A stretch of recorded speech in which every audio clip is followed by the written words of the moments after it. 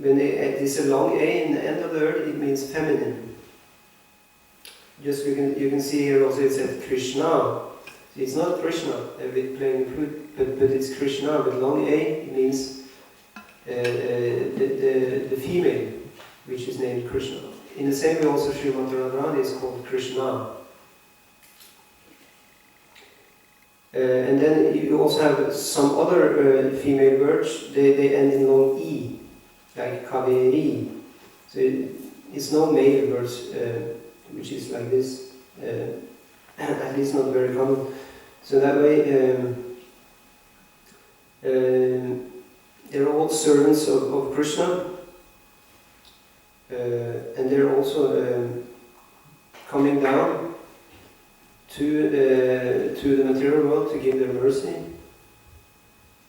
It's mentioned one instance. There are different leelas how the celestial rivers are entering the material world. One instance is when Vamanadev, the incarnation of Krishna as a dwarf, when he took 3 steps of land to get his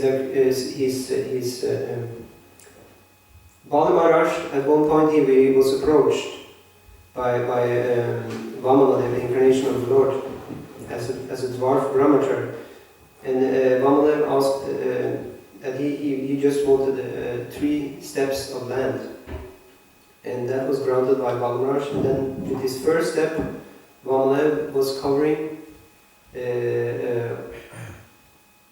he was covering the whole material world, all of Bali Maharaj's kingdom, and with the next step he was reaching he took all the heavenly planets and everything. And it's mentioned at that time also the toe of Vamanadev was piercing through even the layers of the universe. It's mentioned that the universe has the layer covering this universe is 10 times as big as the universe itself. And that first layer is earth. And the next layer is water, and that is again 10 times bigger than the earth layer. And then the next covering is the fire, again 10 times bigger, and so on. Like all the 8 elements. Earth, water, fire, air, and ether. And then also including 3 subtle elements, mind, intelligence, and false ego, is each 10 times bigger in succession. So it makes our universe just like a little dot with a huge covering, like this. So in that way, with his second step, and Vamanadev, he was even piercing through all these elements and piercing through, so that the water from the Viraj river in the spiritual world was running through, and it came into the material world, and then it's coming down on the. In this whole cosmological system we have been looking at in the 5th canto, it is Brahma Puri, the Brahma's abode, on top of the. It said that the universe it has its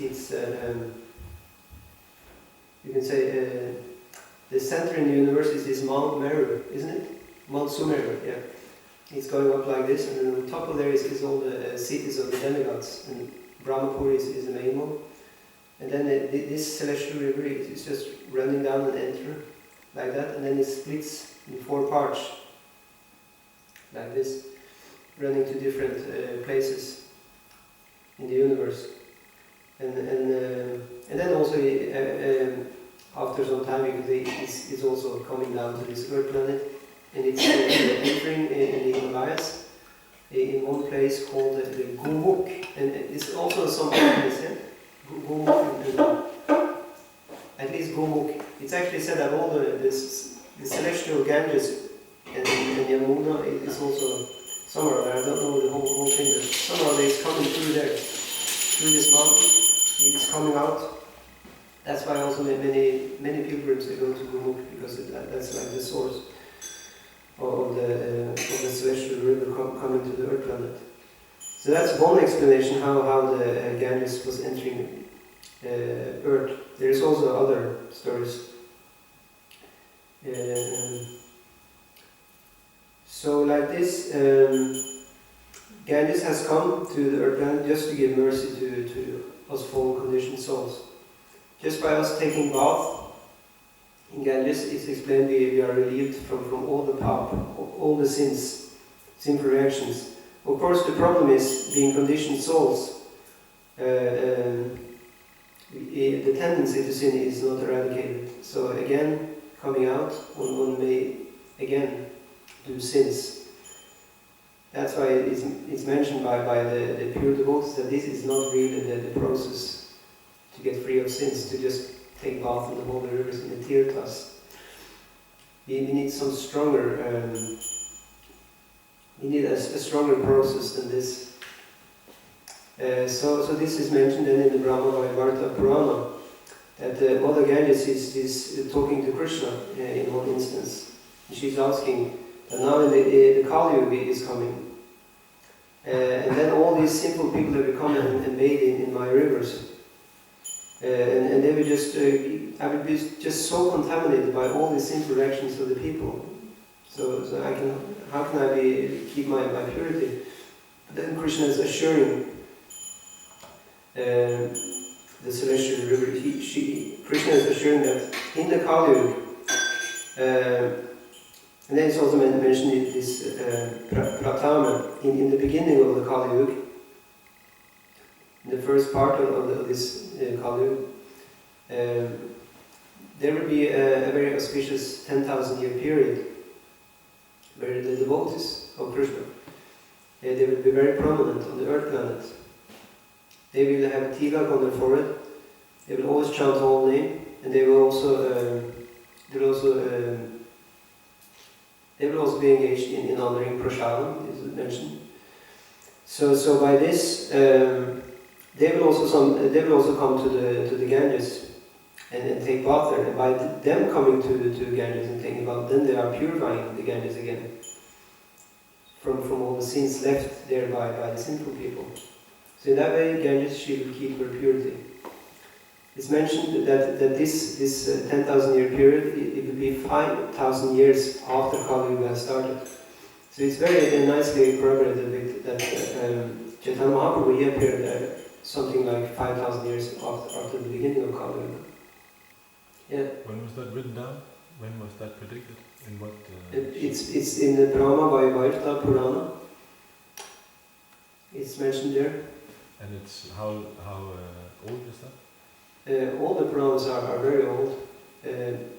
Actually, it's said that all the Vedic scriptures and the Puranas also they're ever existing. They're timeless. So all the predictions are there for our future in the Puranas. So that's one of the predictions for our situation in Kali Yuga. So then you have this period now of 10,000 years. Then the whole name of Krishna will be chanted, and the devotees will then be prominent. They will also do the honoring of the prasad.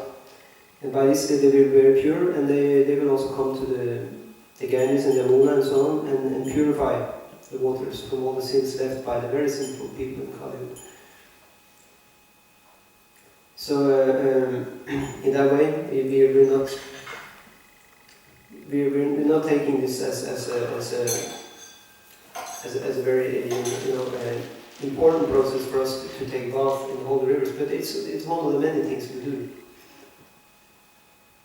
But it's mentioned actually that also going to tirthas, going to holy places, is not really the main occupation of a devotee. We should try ourselves to be tirthas, to be purify ourselves, and helping in that way to take part in Krishna's wish.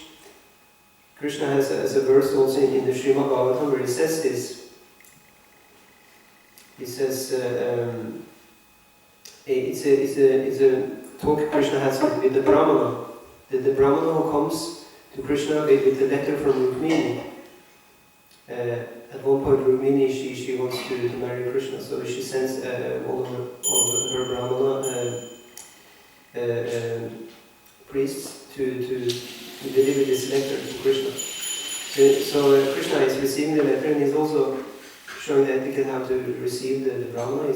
He's very nicely accommodating him and speaks sweet words and so on. And then he's asking, how is it going with your duties? is it not too taxing the different duties then? Na ati krishna. That your duties are going okay, you can keep your peace and so on. So, and then he's also saying that a Brahma, he should be satisfied just by doing his own duty. And by that kind of satisfaction, that would be just like a desire cow for a Brahma. That would fulfill all his wishes. And then he also says that actually by the dust of the lotus feet of the Brahmanas and the pure devotees, Krishna says, I want to purify all the true worlds by the dust of their feet. So in that way, Krishna is saying that he wants his devotees to be purifiers, just like Krishna himself is a purifier. So with that mood, it was explained in the Chaitanya Charitamrita that many devotees of Chaitanya Mahaprabhu, they didn't even enter Vrindavan. For example, I think Haridas Thakur was one of them. Many others, they never even went to the Vrindavan, the most holy place. They didn't need to, because they themselves was a holy place. Like this. So that means, of course, for us practically that we shouldn't be too dependent on all these purifying agents. We also take the prasadam and we chant, but we shouldn't have the mood that I think I just like Sompia, I just take it to be pure, but we should ourselves try and be like the purifying person. And that they devotees experience when they are preaching, because then you have to be, trying to give purity to people. Then it's not just enough to take prasad and try and keep pure yourself and take baths. We take the baths and we chant and so on. But actually then we have to try and transmit the purity to others. And of course we cannot do that ourselves. So we need to be empowered by Krishna. So in that way we have to be just like a strong Indra, Vajra, the strong weapon of Indra, which was, as explained here, it was charged with exalted power of the Dichamuni and also enlightened by the power of the Supreme Personality of God. And that way then Indra, he could ride with confidence with his weapon in his hand. Because he was empowered, he had backing. So in the same way we can also go out and preach in different ways. There's so many different ways we do Sankirtan. And Sankirtan is the process for this age of Kali, means glorifying the Lord. We distribute books, we distribute prasad, we distribute the whole name. We try and reach people by writing ourselves also. Prabhupada said also we should also write for Krishna, if we can do that, and also by doing services, whatever services we do for Krishna, that's also preaching. Whoever comes in the door, we also are preaching to them. But we need to be empowered by Krishna all the time. So how do we stay empowered? And that is by remembering Krishna, and chanting Hare Krishna, reading about Krishna, and most of all, most importantly, is keeping the association of the devotees to keep pure. And in that way, we can actually be victorious, just like Indra. He became very confident to ride off and kill the demon, like this. So, any comments or questions? Yeah. You talked about that we need to become a holy place in ourselves. Yeah. So I was just thinking, as we strive for reaching that level of spiritual being, is it a good thing to have short-term goals and long-term goals, or does that cultivate a fruited mentality that I want to be this? Do you follow? Yeah, it's a good question. I don't know what to say to that. Let's hope we can get some inspiration from Prabhupada, because he's saying that yeah, we should plan. We should have some plan. It's true. Prabhupada said that if we fail to plan, we plan to fail. Once Prabhupada said, or he has said many times, that we should try, not just try, but we should be enthusiastic to go back to Krishna after this one lifetime.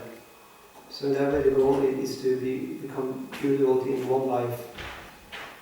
So in that way it's conquering the other concept that one is thinking, yeah, after many lives I will take a very gradual process and I become pure devotee maybe after many lives. No, probably he wanted it to be enthusiastically done as quick as possible. As also said in the Bhagavad Gita, it's mentioned there that Arjuna, he was asking about different paths, and Prabhupada is explaining that the path of it was the slow path of Bhakti Yoga, where you are slowly progressing, following all the rules and so on, is recommended. But also the quick path, when one is just surrendering fully to Krishna, just totally is absorbed in Krishna consciousness. That's the quickest path. So Prabhupada said that both paths are available, but Krishna is here recommending the quick path. Apart from that, the short-term goals should be considered in guidance with senior devotees. Otherwise, our short-term goals will not really bring us the right way, because we are maybe, at least for a long time in the beginning, we still have material contamination. So we need guidance from senior devotees what we should do and not do in considering short-term goals. So it has to be done in discussion with the senior devotees, and of course when one is initiated and have a spiritual master, it should be discussed with him. And then also the spiritual master often appoints senior godbrothers for the devotee to consult. Like in my own case, I was given that I asked my spiritual master, who can I ask for guidance when you're not here, and he mentioned some senior godbrothers. So that maybe always has to be under the guidance of senior devotees for our short-term goals. The long-term goal is already given, that we should become pure devotee. Like this. Okay, so Shila, yeah. Yeah, Shila Prabhupada ki jai.